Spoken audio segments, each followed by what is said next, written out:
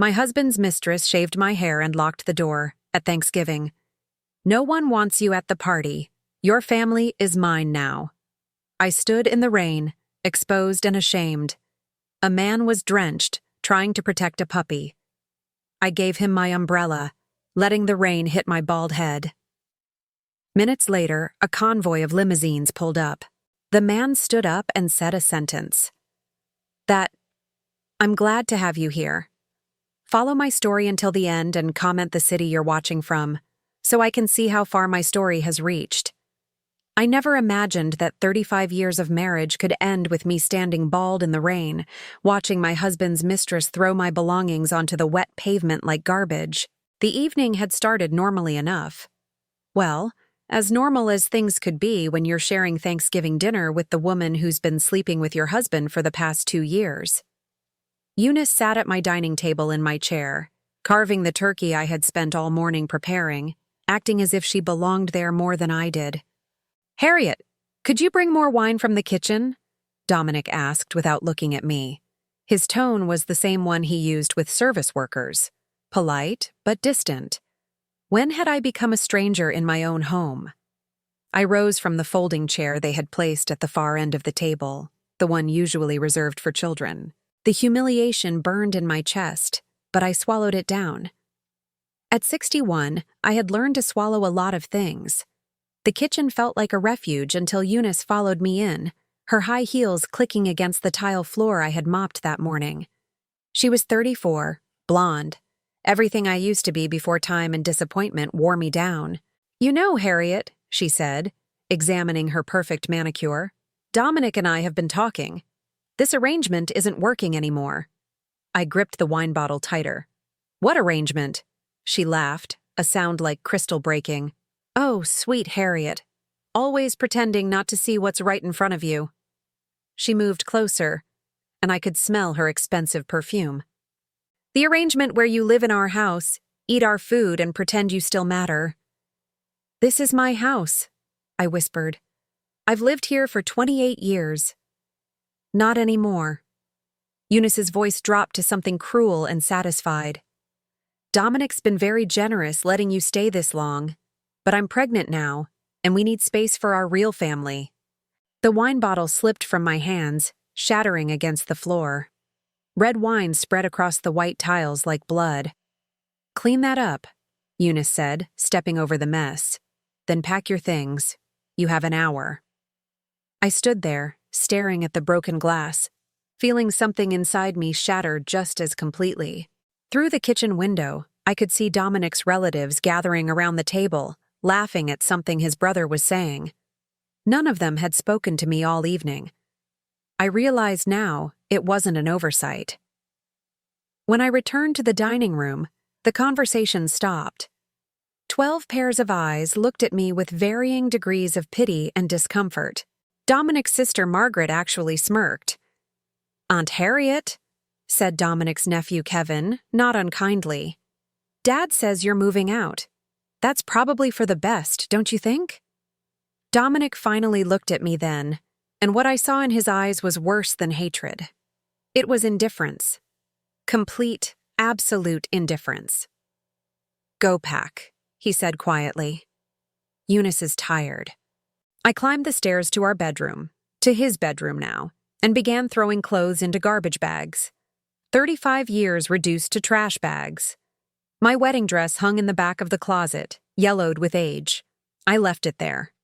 Let Eunice find it someday and wonder if Dominic would discard her just as easily. I was almost finished when Eunice appeared in the doorway with a pair of kitchen shears. "There's one more thing," she said, and her smile was sharp as a blade. "Sit down." "What?" "Sit down." Her voice carried a authority that made me obey before I could think. "You're going to sit there while I fix something that's been bothering me." She moved behind me, and I felt her fingers in my hair. I started to stand, but she pushed me back down. "Stay still. This won't take long." The first cut made a grinding sound. A chunk of my gray hair fell onto my lap. Then another. And another. "Eunice, stop!" I gasped, but she kept cutting, her movements quick and vicious. This is what happens to women who don't know when their time is up. she hissed in my ear. You should have left gracefully. Now everyone downstairs will see exactly what you really are. She cut until my scalp showed in patches, until I looked like a cancer patient or a crazy woman. When she finished, she gathered the hair from the floor and stuffed it into one of my garbage bags. There, she said, breathless from exertion. Now you look on the outside like what you've always been on the inside. Nothing. I caught sight of myself in the dresser mirror and barely recognized the woman staring back. Bald patches, uneven tufts, scalp showing pink and vulnerable. I looked like a victim. I looked exactly like what she wanted me to look like. Go downstairs and say goodbye to everyone, Eunice said. Let them see Dominic's first wife, the practice round. The walk down those stairs was the longest of my life. Each step felt like walking to my own execution. In the dining room, conversation stopped completely. Someone gasped. Margaret actually covered her mouth with her hand. Dominic's face went pale. Jesus Christ, Eunice, what did you do? I gave her a makeover, Eunice said innocently. Don't you think it suits her? I couldn't speak, couldn't breathe. I grabbed my garbage bags and headed for the door, hearing whispers behind me like hissing snakes. Outside, it was raining. Hard, cold November rain that soaked through my thin sweater in seconds. I threw my bags into the back seat of my old Honda and sat behind the wheel, shaking. Not from cold, but from the complete destruction of everything I had been for 35 years. I drove aimlessly through the dark streets, rain drumming against the roof. I had nowhere to go. Our few friends had chosen sides long ago, and they hadn't chosen mine. My sister lived 3 states away, and we barely spoke. I had no money of my own. Dominic controlled all our accounts. I pulled over when I couldn't see through my tears anymore, parking under a streetlight on some random residential street. That's when I saw him. A man crouched in the rain about 50 feet away, trying to shield something with his body. As I watched, a small golden puppy darted out from under his jacket, immediately getting soaked. The man gathered the puppy back into his coat, but I could see him shivering. Without thinking, I grabbed my umbrella and got out of the car. The rain hit my exposed scalp like tiny needles, but I walked toward them anyway. Here, I said, holding the umbrella over the man and the puppy. Take this. He looked up at me, and I saw eyes that were kind but tired. He was maybe 50, with salt and pepper hair plastered to his skull. His clothes were expensive but ruined by the rain. I can't take your umbrella, he said. You'll get soaked. I'm already soaked, I said, and it was true. Rain ran down my face, over my ruined hair, soaking through every layer I wore. Besides, he needs it more than I do. I nodded toward the puppy who was shivering in his arms. The man studied my face, and I saw something change in his expression. Not pity, exactly, but recognition. Like he understood what it meant to be caught in a storm with nowhere to shelter. What's your name? He asked. Harriet, I said. Harriet Morrison. I almost said Harriet Chambers, but that wasn't my name anymore, was it? Jared, he said. Jared Blackwell. That's when the first limousine appeared at the end of the street, then another, and another. 3 black cars with tinted windows, moving slowly through the rain like sharks. Jared sighed and stood up, still holding the puppy. I was hoping to avoid this a little longer. The limousine stopped in a perfect line. Men in dark suits got out, umbrella already open, moving toward us with practiced efficiency. Mr. Blackwell, one of them said. We've been looking for you, sir. Jared looked at me, and I saw something in his eyes that made my breath catch. Harriet Morrison, he said quietly. How would you like to learn something interesting about your father's business partners? I stared at him, rain running down my face, feeling like Alice tumbling down the rabbit hole. My father's been dead for 6 years. I know, Jared said, but his business arrangements are very much alive. And I think your husband has been keeping some very important secrets from you. The inside of Jared's limousine felt like stepping into another world. Soft leather seats, climate control that immediately warmed my chilled skin, and a silence so complete I could hear my own heartbeat. The puppy had fallen asleep in my lap, a small golden weight that somehow anchored me to reality. Jared sat across from me, no longer the rain-soaked stranger I'd helped on the street. His damp hair was combed back, and someone had given him a fresh suit jacket. The transformation was startling. "Where are we going?" I asked, my voice barely above a whisper. My hand unconsciously went to my ruined hair, trying to cover the worst of Eunice's handiwork. "Somewhere we can talk privately," Jared said, "and somewhere you can clean up if you'd like." He pressed a button, and a partition lowered. "Marcus, the Fairmont, please. The penthouse." The Fairmont. I knew that hotel. It was the most expensive place in the city. Dominic and I had eaten there once for our 10th anniversary, and he'd complained about the cost for weeks afterward. "I don't understand what's happening," I said. "Who are you really?" Jared leaned forward, his expression serious. "My name is Jared Blackwell. I own Blackwell Industries."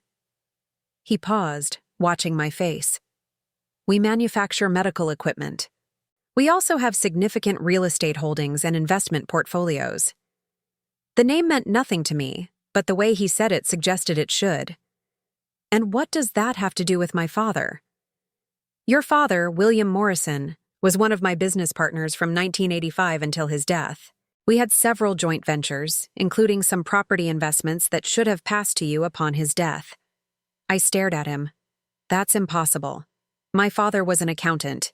He worked for the county. He didn't have business partners or property investments." "That's what he told you," Jared said gently. "But William was much more than a county accountant. He was also a very shrewd investor. We started small, buying distressed properties, fixing them up, selling them for profit. Over the years, our partnership grew considerably." The limousine stopped in front of the Fairmont. Through the tinted windows, I could see uniformed doormen waiting. This was really happening. "Why didn't he tell me?" I asked. "Why didn't I know about any of this?" Jared's expression darkened. "Because someone has been intercepting the communications about your inheritance for the past 6 years. Someone has been making sure you never learned the truth about what your father left you." 20 minutes later, I sat in a marble bathroom the size of my kitchen, staring at my reflection while a hairdresser named Antoine worked to salvage what Eunice had destroyed. The penthouse suite was larger than most houses, with floor-to-ceiling windows overlooking the city. "We can work with this," Antoine murmured, his French accent thick with concentration. "A very short pixie cut, very chic. You will look magnificent, madame." I closed my eyes and let him work, trying to process everything Jared had told me. My father, a secret businessman, inheritance I'd never known about, someone intercepting communications. It felt like a dream, or maybe a nightmare I couldn't wake up from.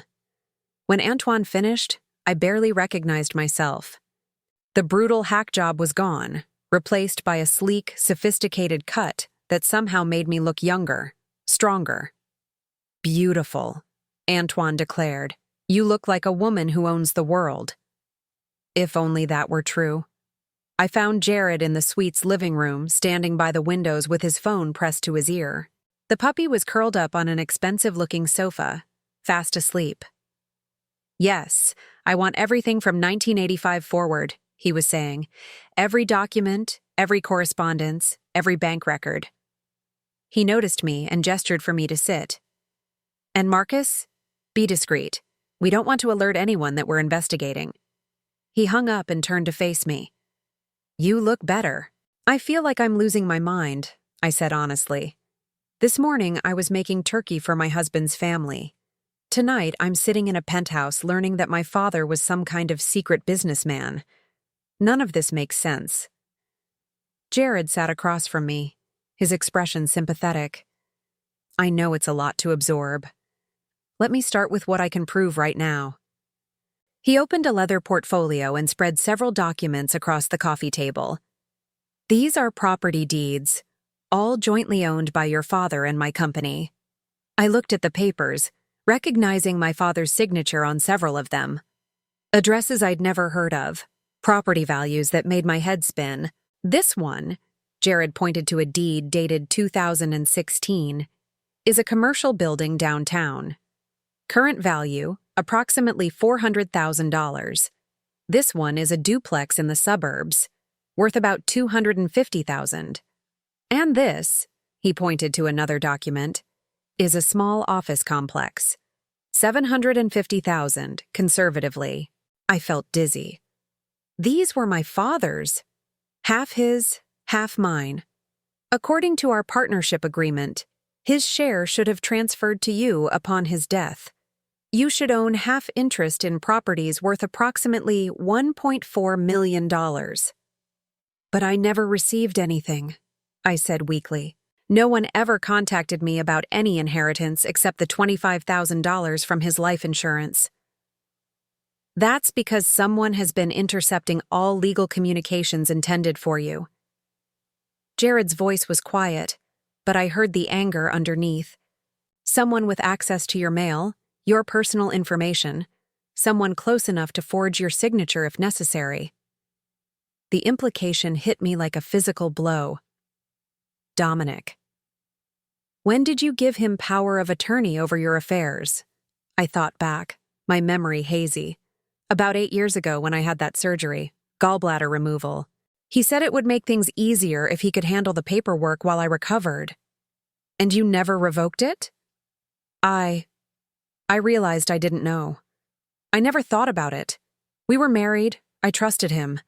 I thought he was taking care of things. Jared nodded grimly. He was taking care of things, just not for you. He pulled out another document. This is from the county records office, filed 3 months ago. I looked at the paper, and my blood turned to ice. It was a sales contract. For the duplex Jared had just shown me, the one worth $250,000, sold for $200,000 cash. And there, at the bottom of the page, was my signature. A signature I had never written. He forged this, I whispered. That's what I believe. And if he forged this one. Jared spread out more documents. There are 3 other properties that have been sold in the past 2 years, all with your forged signature. All for amounts slightly below market value, probably to ensure quick sales. I stared at the papers, adding up the numbers in my head. $700,000. Dominic had stolen $700,000 from me by selling property I didn't even know I owned.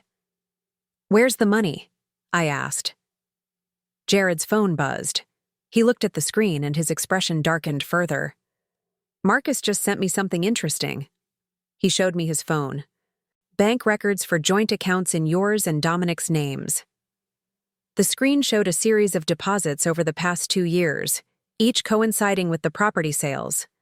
Large amounts going in, and then being transferred out to an account I'd never heard of.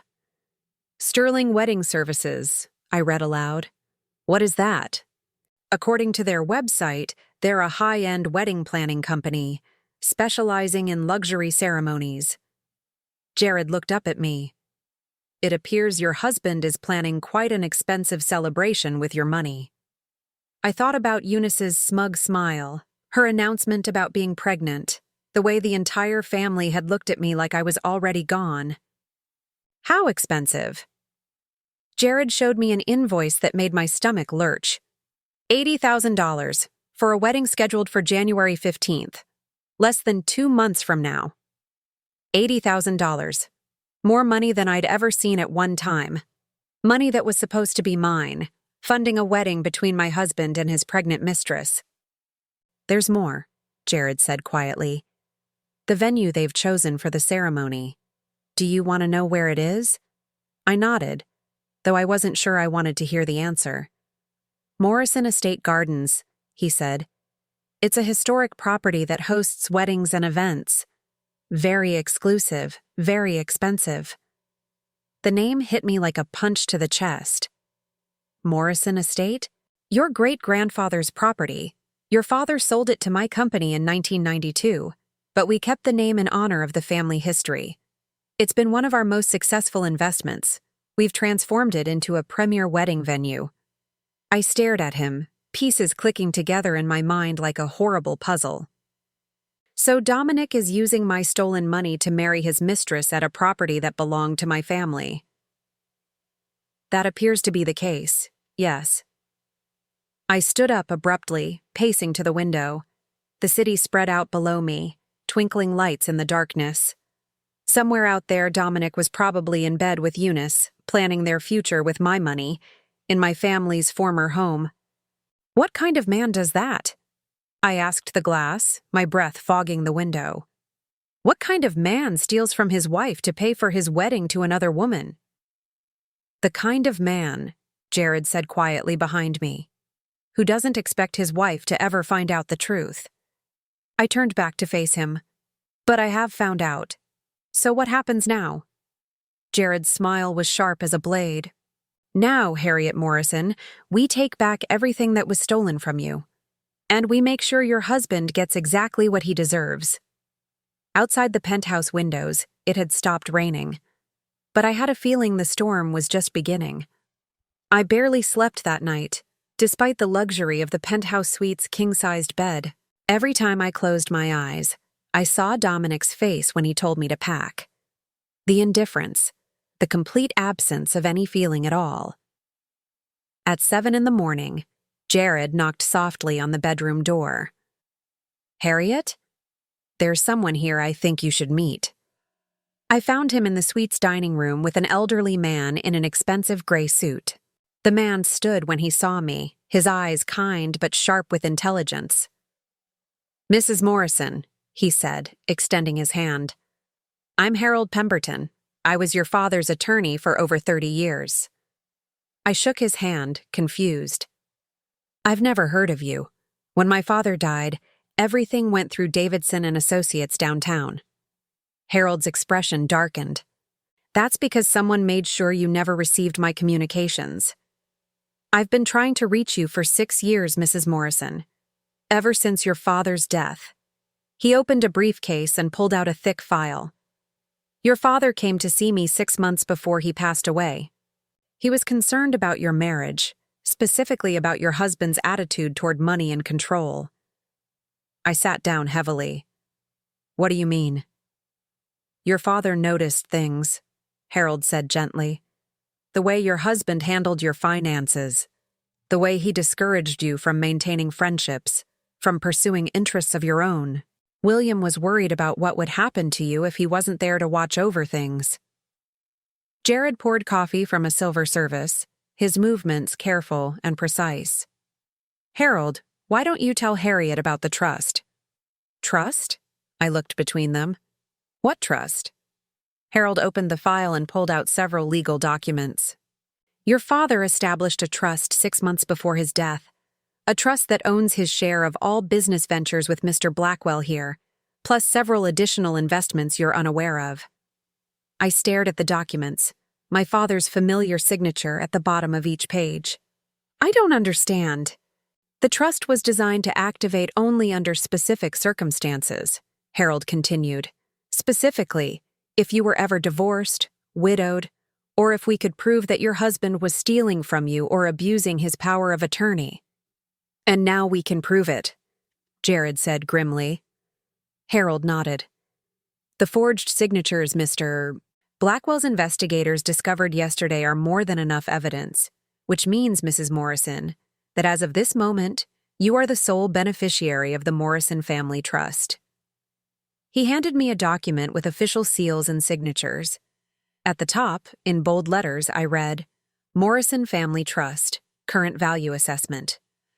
The number at the bottom made my hands shake. $2,800,000. This can't be right, I whispered. It's conservative, Jared said. We had the properties appraised last month. The commercial real estate alone is worth more than $2 million. Add the investment portfolio your father built over 20 years, plus the cash reserves, and you're looking at close to $3 million.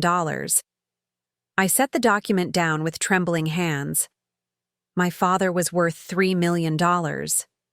Your father was very good at what he did, Harold said. He started with a small inheritance from his own father and turned it into substantial wealth through careful investments and his partnership with Mr. Blackwell. But he lived so modestly, I said. He drove an old car, lived in that little house.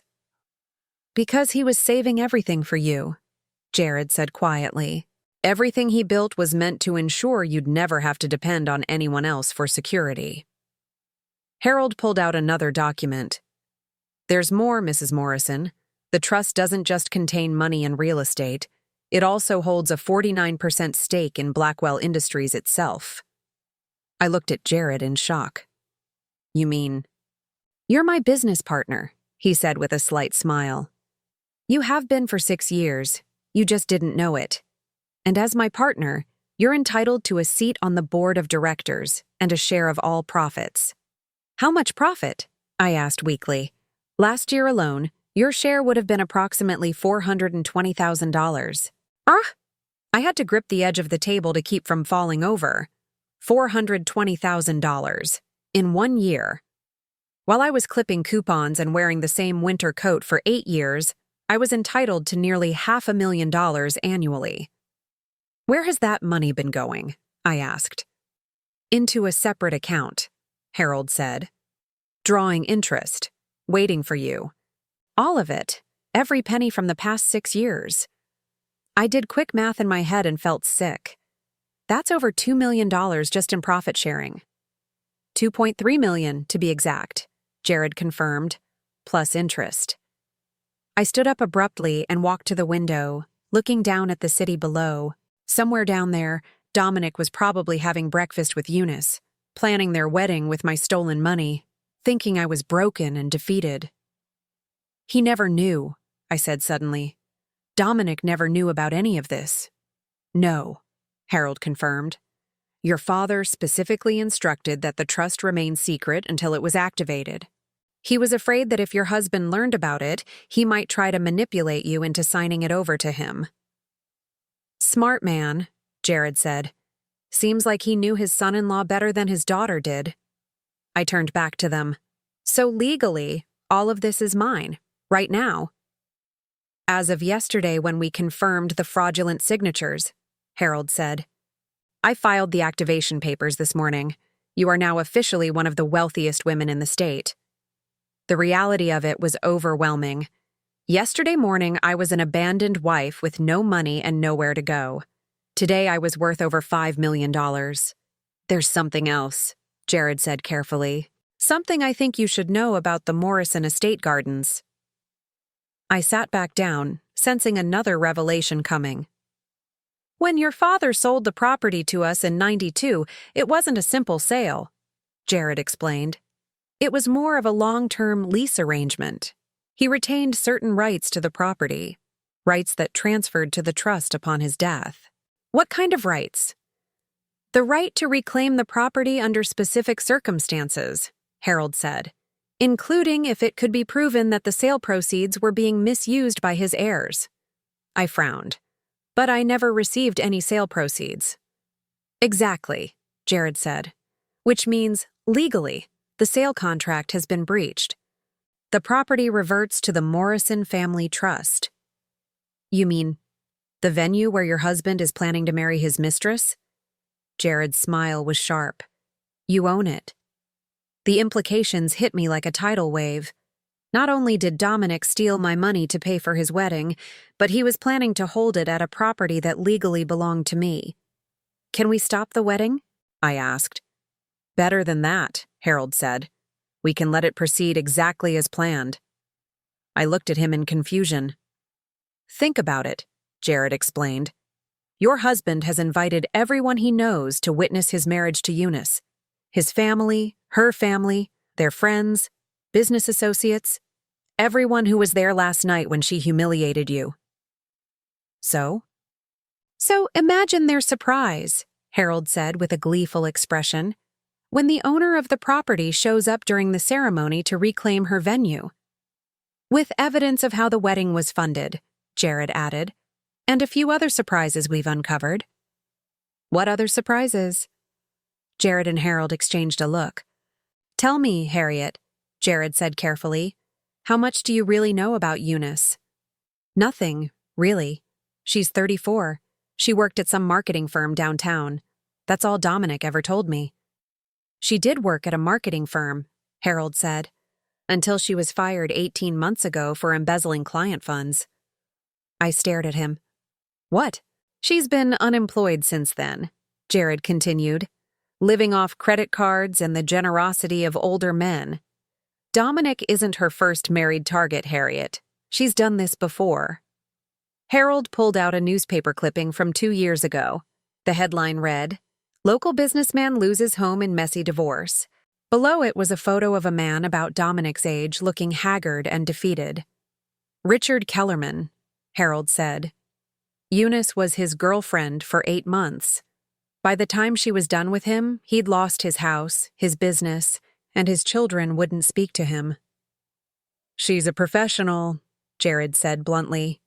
She targets married men with assets, gets them to leave their wives, then bleeds them dry.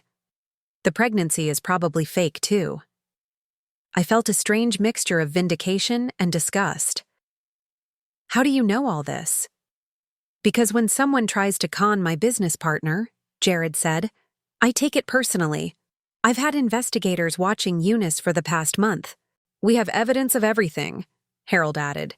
Her employment history, her previous marks, even medical records showing she can't actually get pregnant due to a procedure she had 5 years ago. I sank back in my chair, overwhelmed. So, Dominic is being played just as much as I was. The difference, Jared said, is that Dominic chose to betray you. Eunice is just giving him what he deserves. What happens now? I asked. Harold began gathering his documents. Now we let them proceed with their plans. Let them spend your stolen money on their fake wedding at your property. Let them invite everyone they know to witness their triumph. And then?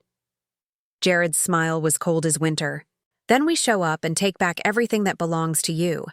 In front of everyone who ever doubted you, everyone who turned their backs on you last night. But first, Harold said, we need to make sure they can't run when the truth comes out. Can't hide assets or disappear. How do we do that? By letting them think they've won, Jared said, right up until the moment we destroy them. I looked out the window again, but this time the view looked different. The city below wasn't just a place I was looking at anymore. It was a place I belonged to, a place where I had power. When is the wedding? I asked. January 15th, Harold said. 6 weeks from now. Good, I said, surprised by the steadiness of my own voice. That gives us plenty of time to prepare. As I spoke the words, I realized something had changed in me overnight. The broken woman who had stood in the rain with her hair hacked off was gone. In her place was someone harder, someone who understood exactly what needed to be done. Dominic and Eunice thought they had won. They had no idea the game was just beginning. The next 3 weeks passed in a blur of lawyers, investigators, and evidence gathering. I had moved into a furnished apartment downtown, nothing fancy, but clean and anonymous. Jared thought it was better if I stayed out of sight while we built our case. Every morning, I woke up expecting to feel guilty about what we were planning. Instead, I felt more alive than I had in years. The bank records are fascinating, Marcus, Jared's head of security, said as he spread documents across the conference table. We were meeting in Jared's office, a corner suite that overlooked the financial district. Your husband has been very busy since you left. I studied the papers he'd laid out. Bank statements, credit card bills, receipts. A paper trail of Dominic's activities over the past month. He's withdrawn over $30,000 in cash, Marcus continued, most of it from the accounts funded by your stolen property sales. What's he spending it on? I asked. Well, there's the wedding expenses, obviously. But look at this. Marcus pointed to a series of charges from the past 2 weeks. A cruise deposit for $15,000, scheduled for January 20th, 5 days after the wedding. Honeymoon? Jared said grimly. A very expensive honeymoon, I observed. $15,000 for a cruise? It's a month-long Mediterranean cruise, Marcus said. First-class suite, all-inclusive. The kind of trip that costs more than most people make in a year. I felt a familiar burn in my chest. Dominic had never taken me on a honeymoon. We'd been too poor when we married, he said. We'd go someday when we could afford it. That someday never came, but apparently Eunice rated a $15,000 trip to Europe. There's more, Marcus said. He's also been shopping for jewelry, Tiffany, Cartier, places like that. Charged over $20,000 in the past 2 weeks. Wedding jewelry, I said. And this is interesting. Marcus pulled out a lease agreement. He's rented a house in the Hamptons for the summer. $12,000 a month, 6-month lease. I stared at the document, recognizing Dominic's signature. $72,000 for a summer rental? He's really going all out, Jared observed. Spending money like he's suddenly rich. Because he thinks he is, I said quietly. He thinks he successfully stole everything and got away with it. Marcus nodded. And based on his spending patterns, he has no idea that any of this can be traced back to you. He genuinely believes he's free and clear. What about Eunice? I asked. What has she been up to? Marcus's expression darkened. That's where things get really interesting. He pulled out another file, this one marked with Eunice's name. She's been busy too, but in a different way. He spread out a series of photographs. Eunice at lunch with an older man I didn't recognize. Eunice coming out of a medical clinic. Eunice meeting with someone in an expensive car. Who are these people? I asked. The older man is Dr. Richard Saunders, Marcus said. He's a fertility specialist. Apparently, Eunice has been paying him for fake pregnancy documentation. I wasn't surprised, but it still stung.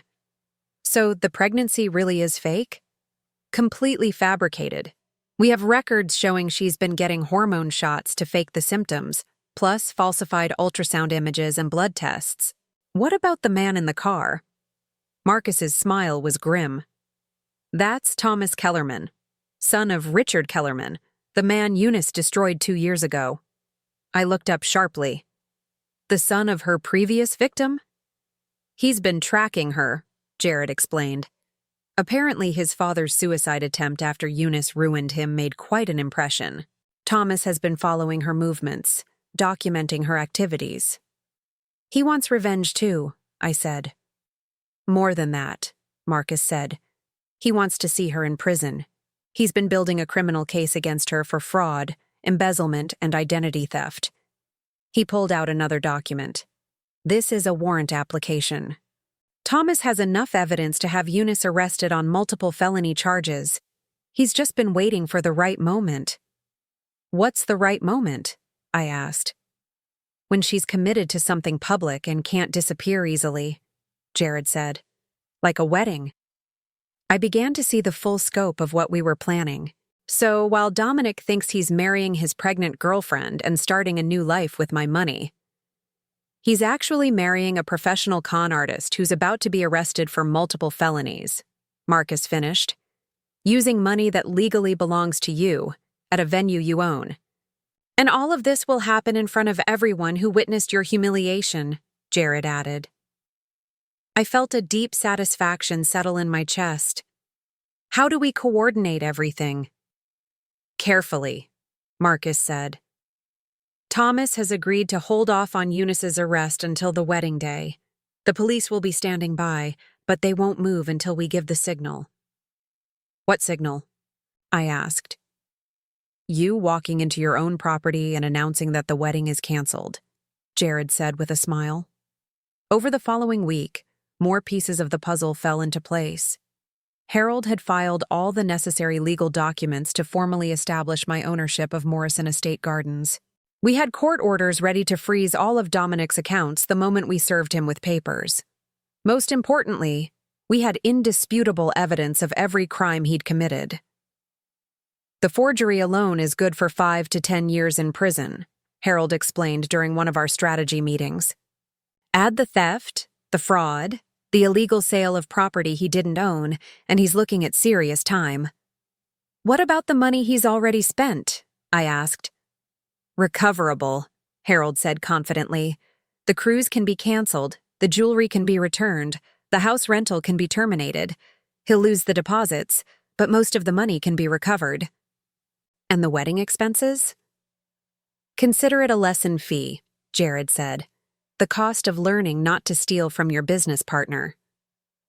3 days before the wedding, I drove past the Morrison Estate Gardens for the first time in years. The property looked exactly like I remembered from childhood visits to my great-grandfather's house, only more polished.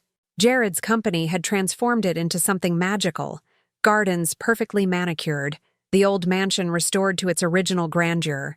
It hurt to see it looking so beautiful, knowing that this was where my family's history lived, and that Dominic had chosen it specifically to twist the knife deeper. But the hurt was different now. It wasn't the helpless pain of a victim. It was the focused anger of someone who was about to set things right. Second thoughts? Jared asked. He'd insisted on coming with me, partly for moral support and partly because he enjoyed seeing his handiwork. No, I said, surprised by how certain I sounded. Just remembering. Good memories? Some. My great-grandfather used to let me pick flowers in those gardens every summer. He said the estate would always belong to our family, no matter what happened. He was right, Jared said quietly. I used to dream about having my own wedding here someday, I continued, when I was young and still believed in fairy tales. Who says you can't still have it? I looked at him, startled by something in his tone, but before I could ask what he meant, my phone rang. It was Marcus. Harriet, you need to know something. Dominic just made a very large cash withdrawal, $50,000. I felt my stomach drop. Why would he need $50,000 in cash 3 days before the wedding? I don't know, Marcus said, but I'm going to find out. That afternoon, we had our answer. Marcus called another emergency meeting, his expression grim. Bad news, he said without preamble. Dominic has figured out something's wrong. What do you mean? I asked. One of his bank accounts was flagged for suspicious activity when he tried to make another large withdrawal. The bank asked questions about the source of the funds, and apparently someone mentioned that the account was linked to property sales that might be under investigation. My blood ran cold. He knows? Not everything, Marcus said quickly. But he knows enough to be nervous. The $50,000? He's hiring a private security firm for the wedding. Security? Jared frowned. What kind of security? The kind that checks guest lists very carefully and keeps out unwanted visitors, Marcus said meaningfully. I sank into a chair. So we can't just show up at the wedding. We can, Marcus said, but it won't be as simple as walking in the front door. What do you recommend? Jared asked. Marcus smiled, and for the first time all day, he looked pleased. I recommend we give them exactly what they're expecting, just not in the way they expect it. Meaning? Meaning we let them think they've kept you out, Marcus said. Right up until the moment you appear where they least expect you. I looked between Marcus and Jared, seeing something in their expressions that told me they had a plan. What are you thinking? The ceremony is scheduled to start at 4 o'clock, Marcus said. Traditional format. Guests arrive, take their seats, bride and groom exchange vows. Right. What if the ceremony proceeded exactly as planned? Marcus continued, right up until the minister asks if anyone objects to the union. Understanding dawned on me slowly. You want me to wait until then? I want you to wait until the exact moment when Dominic thinks he's won, Jared said. When everyone is watching, when the cameras are rolling, when there's no way for him to escape or cover up what's about to happen. And then? Marcus's smile was sharp as a blade. Then you stand up and explain to everyone present exactly who really owns the property they're standing on and how the wedding was paid for. The plan was perfect. Cruel, public, and absolutely perfect. What about Eunice's arrest? I asked. Police will be positioned outside, Marcus said. The moment she tries to leave after your announcement, they'll take her into custody. And Dominic? We'll have some very awkward explaining to do to his guests, Jared said, assuming he doesn't try to run first. I thought about it for a long moment.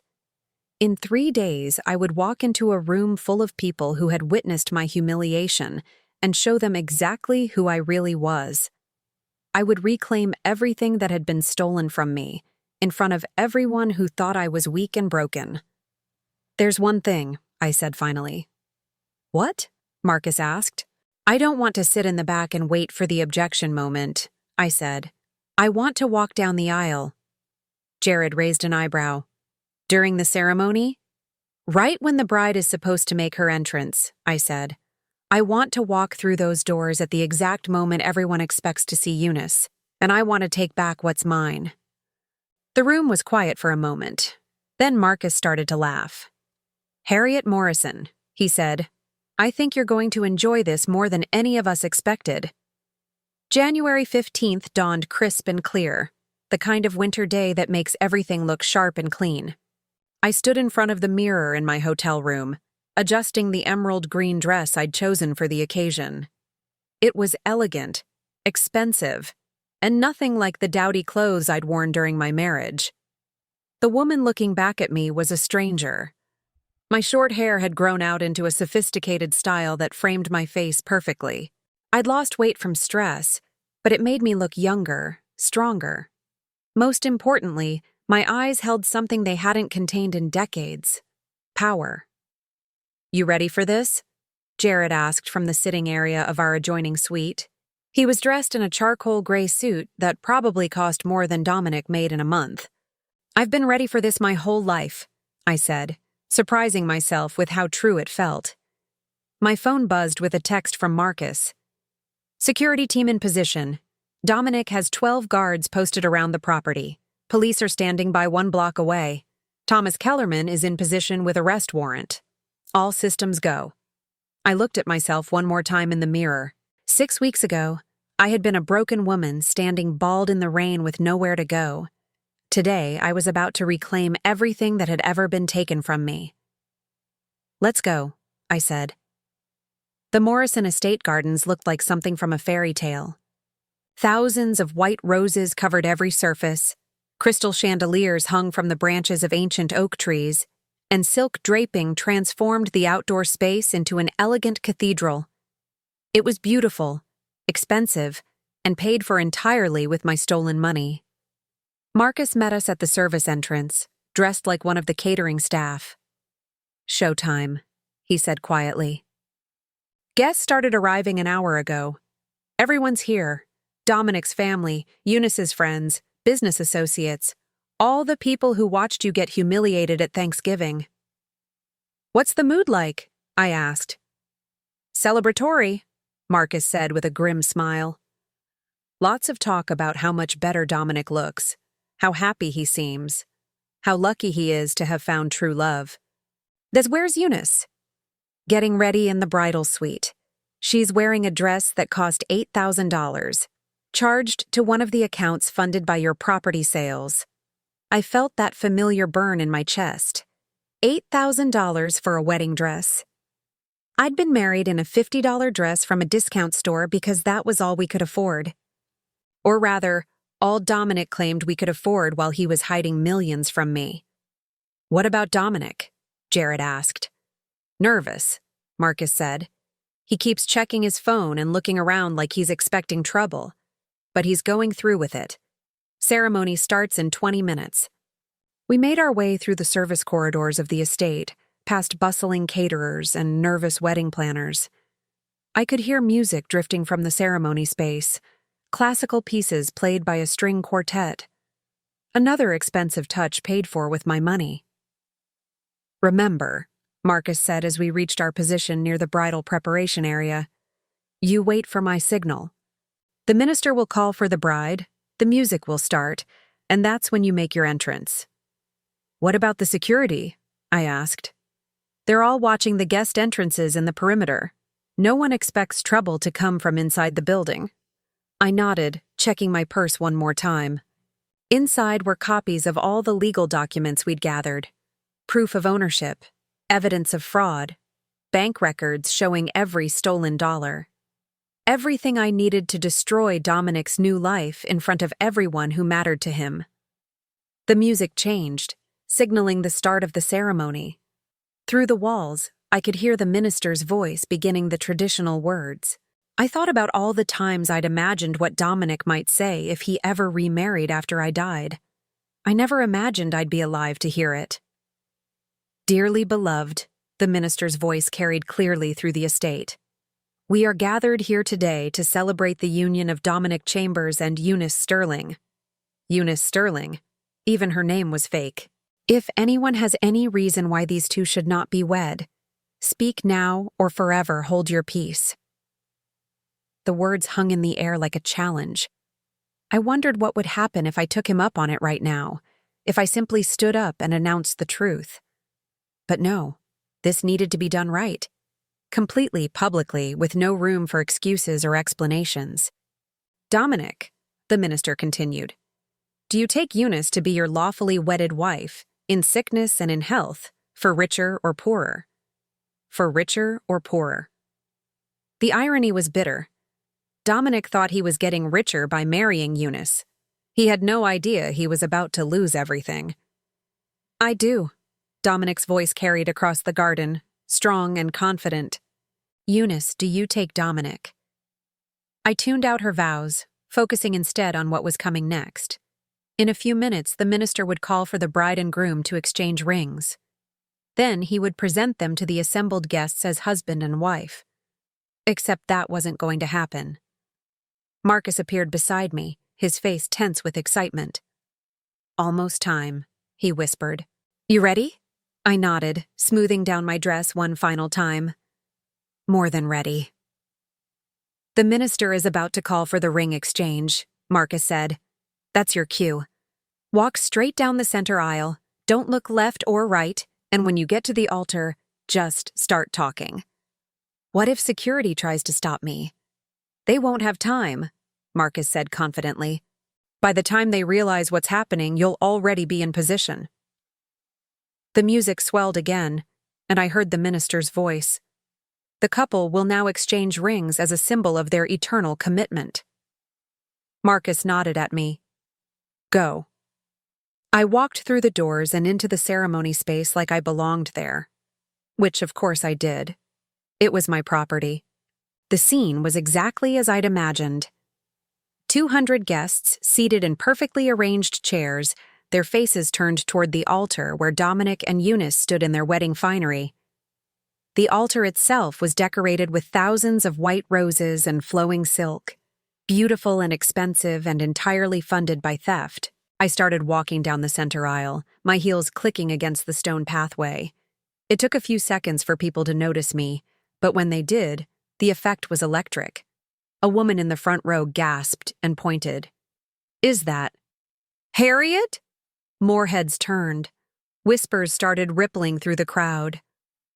What is she doing here? How did she get past security? Someone should call. But no one moved. They were all too shocked, too confused by my presence to do anything but stare. I was halfway down the aisle when Dominic saw me. His face went white, then red, then white again.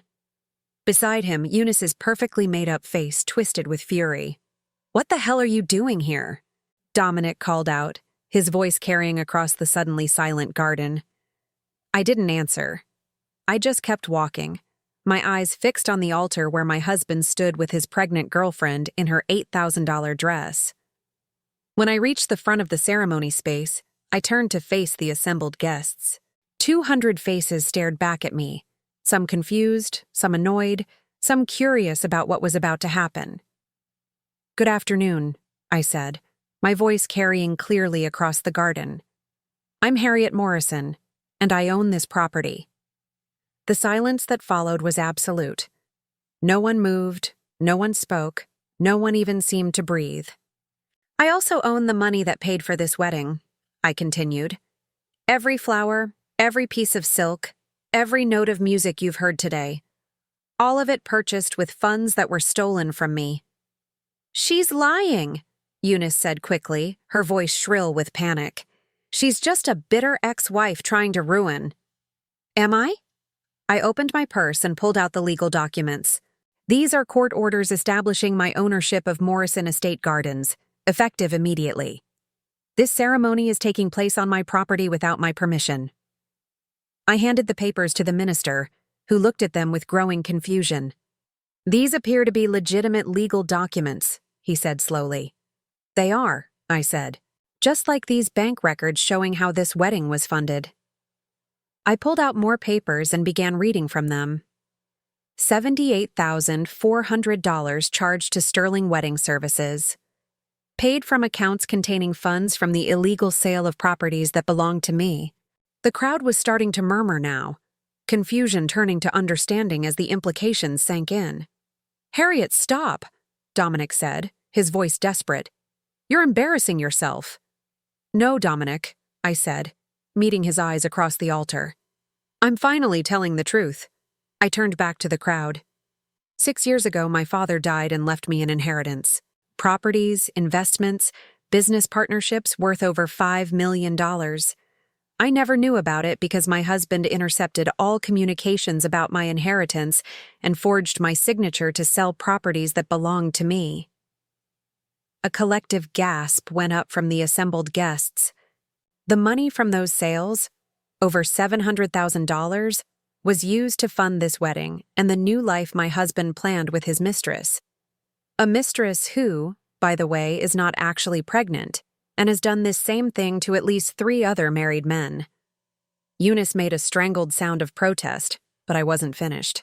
"The venue you're sitting in was owned by my great-grandfather and sold to Blackwell Industries with the provision that it could be reclaimed by his heirs under certain circumstances. Those circumstances have been met." I pulled out my phone and pressed a number I had pre-dialed. "Marcus, we're ready." Within seconds, security personnel appeared from several directions. But these weren't Dominic's hired guards. These were professionals working for me.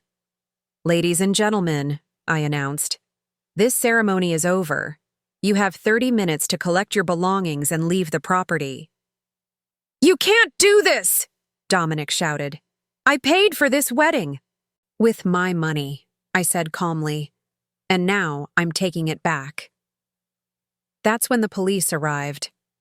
Thomas Kellerman walked in behind the officers, pointing directly at Eunice. "That woman," he said clearly, "is under arrest for fraud, embezzlement, and identity theft." Eunice tried to run, but there was nowhere to go. The police had surrounded the altar area, and her $8,000 dress wasn't designed for quick escapes. "This is insane!" she screamed as the handcuffs clicked into place. "I haven't done anything wrong."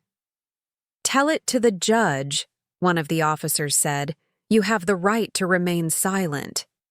The crowd was in chaos now. Some people were trying to leave, others were pulling out phones to record what was happening, still others were demanding explanations from Dominic.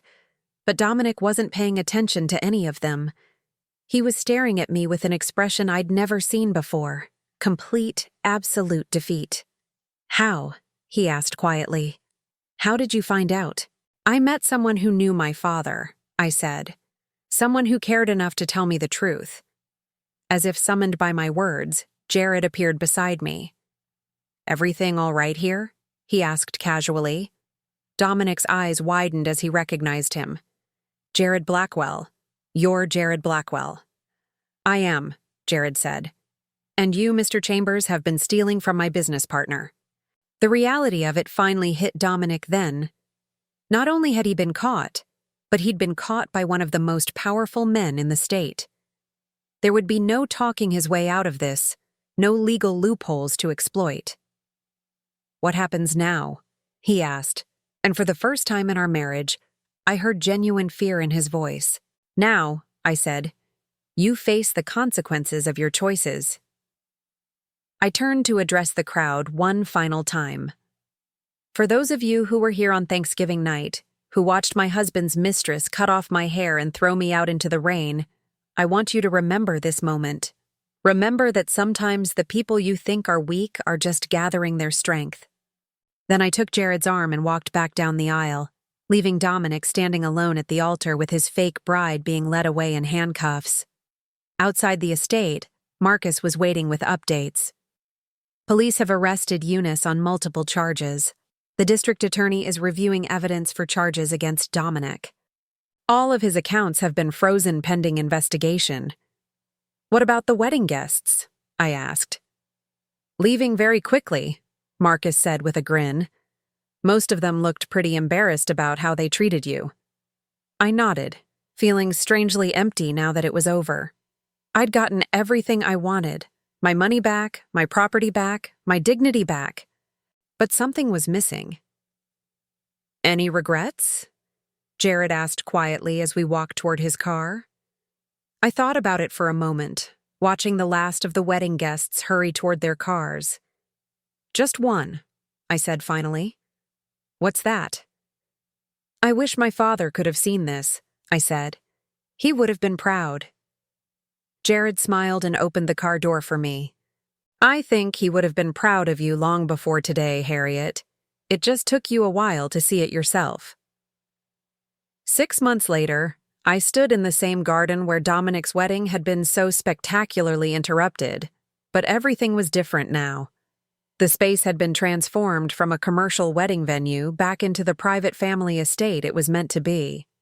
The manicured perfection was gone, replaced by something more natural, more real. I was planting roses along the pathway where I had walked that January day to reclaim my life. These weren't the sterile white flowers that had decorated Dominic's ceremony. These were deep red heritage roses, the same variety my great-grandfather had grown here decades ago. Those look good, Jared said, coming up behind me with 2 cups of coffee. He'd taken to spending his weekends here, helping me restore the property to what it had been before his company bought it. They should bloom by late summer, I said, accepting the coffee gratefully. My great-grandfather always said these roses were the heart of the estate. Smart man, Jared said, though I suspect the heart of this place is actually its owner. I smiled, feeling the warmth of both the coffee and the compliment. Flatterer. Truth-teller, he corrected. There's a difference.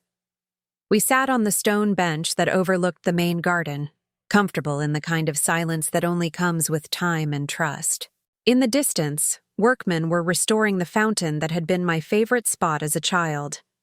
Soon water would flow here again, the way it had when this place was truly home to the Morrison family. Any word from Harold about the final settlement? Jared asked. Signed and sealed yesterday, I said. Dominic pled guilty to all charges, 18 months in prison, full restitution of stolen funds plus damages. And Eunice? 3 years, I said with satisfaction. Apparently the prosecutor found evidence of 2 other men she'd defrauded. Thomas Kellerman was very helpful with that. Jared nodded. Justice served. Better than that, I said. Closure.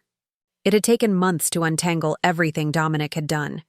The forged signatures, the illegal property sales, the manipulation of bank accounts. It was more extensive than we'd initially realized. But Harold and his team had tracked down every penny, every crime, every lie. More important than the money, though, was what I'd discovered about myself in the process. Somewhere along the way, I'd stopped being a victim and become someone I actually liked. Someone strong, independent, capable of building her own life. You know what I realized yesterday? I said, watching a cardinal land on the fountain edge. What's that? I don't hate him anymore. Dominic, I mean. I don't hate any of them. Jared raised an eyebrow. After everything they put you through? That's just it, I said. They didn't put me through anything. They revealed who I really was underneath all those years of trying to be what they wanted me to be. I stood up and walked to the fountain, running my fingers through the water. When Eunice cut off my hair that night, she thought she was destroying me. But she was actually freeing me from the last thing that tied me to a life I never really wanted. And now? I gestured around the restored garden, at the house that was slowly becoming home again, at the life I was building entirely on my own terms. Now I have everything I ever really wanted. It just took me 61 years to figure out what that was. My phone buzzed with a message. I glanced at it and smiled. Margaret wants to have lunch next week. Dominic's sister? Former sister-in-law, I corrected. She's been calling every few weeks since the trial ended. Apparently, she feels terrible about how the family treated me. Are you going to see her? I considered it. The old me would have said yes immediately, eager to forgive and forget, desperate to maintain any connection to the family that had rejected me. The new me had different priorities. Maybe, I said finally, if I feel like it, if I have time. Jared smiled. I like this version of you. This version of me likes herself, I said. That's what makes all the difference. We walked back toward the house, past the garden beds I'd been working on all spring. Next month, there would be a carpet of flowers here, not the sterile perfection of a commercial venue, but the wild, beautiful chaos of a garden that's allowed to grow naturally. I have something for you, Jared said as we reached the back terrace. What's the occasion? No occasion. Just something I thought you should have. He handed me a small velvet box. Inside was a key, old brass, worn smooth with age. It's the original key to this house, he explained. Your great-grandfather gave it to my grandfather when they first became business partners. It's been in our company safe ever since. I held the key up to the light, seeing the Morrison family crest engraved in the brass. How long have you been planning to give this to me? Since the day I met you in the rain, he said honestly. I knew this place needed to come home. I walked to the back door and slid the key into the lock. It turned smoothly, as if it had been waiting all these years to work again. Perfect fit, I said. Things usually are when they belong together, Jared said quietly. There was something in his tone that made me look at him more carefully. Jared. I know it's complicated, he said quickly.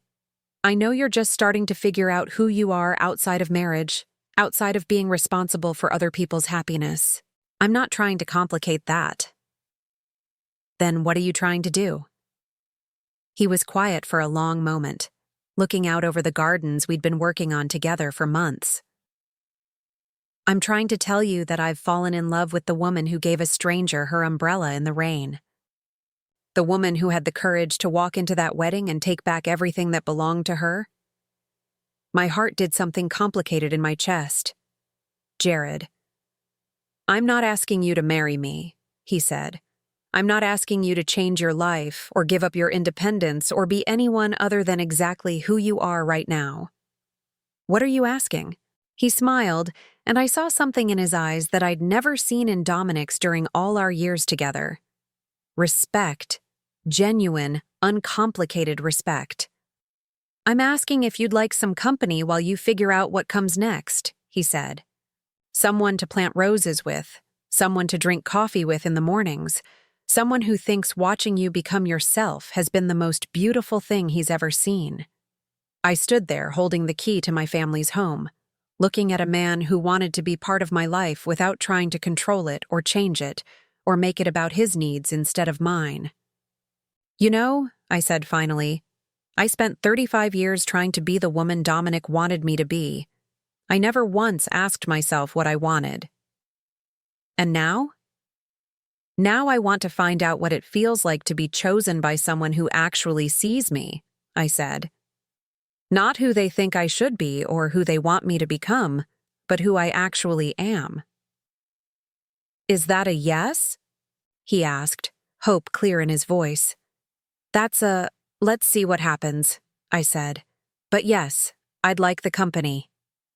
He kissed me then, softly, carefully, like someone who understood that trust was something to be earned rather than expected. When we broke apart, I realized I was crying. Happy tears? He asked, concerned. Free tears, I said. I'm finally free. That evening, as the sun set over the Morrison estate gardens, I sat on my front porch with a glass of wine and my phone. There were dozens of missed calls and unread messages, people who had heard about the trial, relatives who suddenly wanted to reconnect, former friends who were curious about my new circumstances. I deleted them all without reading them. Instead, I opened a new message and typed, "This is my new number. I won't be responding to calls or messages about my past, my ex-husband, or my financial situation. If you're someone who genuinely cares about me as a person and wants to be part of my future, you're welcome to reach out. Otherwise, please respect my privacy and my fresh start." I sent the message to everyone in my contact list, then immediately blocked most of the numbers. The people who mattered, the few real friends I'd maintained over the years, my sister in Colorado, Harold and his team, they could reach me. Everyone else was part of a life I'd left behind. My phone buzzed almost immediately. A message from my sister, Rachel. "I'm proud of you, Harriet. It took courage to do what you did. Can't wait to visit the estate next month." Another message, this one from Harold. "Enjoy your freedom. You've earned it." And one more, from a number I didn't recognize. "This is Thomas Kellerman. I wanted to thank you for helping me get justice for my father. Eunice will never be able to hurt another family the way she hurt ours." I smiled and set the phone aside. Somewhere in the distance, I could hear the fountain running, water flowing the way it was meant to, the way it hadn't in decades. Tomorrow, I would continue working in the gardens. I would read the books I'd always meant to read, take the painting classes I'd always wanted to try, maybe even travel to some of the places I'd dreamed about during all those years of putting everyone else's needs first. I would build a life that was entirely my own, accountable to no one but myself. And if Jared wanted to be part of that life, not as someone trying to control or change it, but as someone who appreciated it exactly as it was, well, that would be something new and wonderful to explore. At 61, I was finally beginning. The woman who had stood bald and broken in the rain 6 months ago was gone. In her place was someone stronger, someone who understood her own worth, someone who would never again accept less than she deserved. I raised my wine glass in a toast to the empty garden, to the stars coming out overhead, to the future I was going to create entirely on my own terms. "Here's to new beginnings," I said aloud. The fountain sang its agreement, and for the first time in decades, everything felt exactly as it should be. Now I'm curious about you who listened to my story. What would you do if you were in my place? Have you ever been through something similar?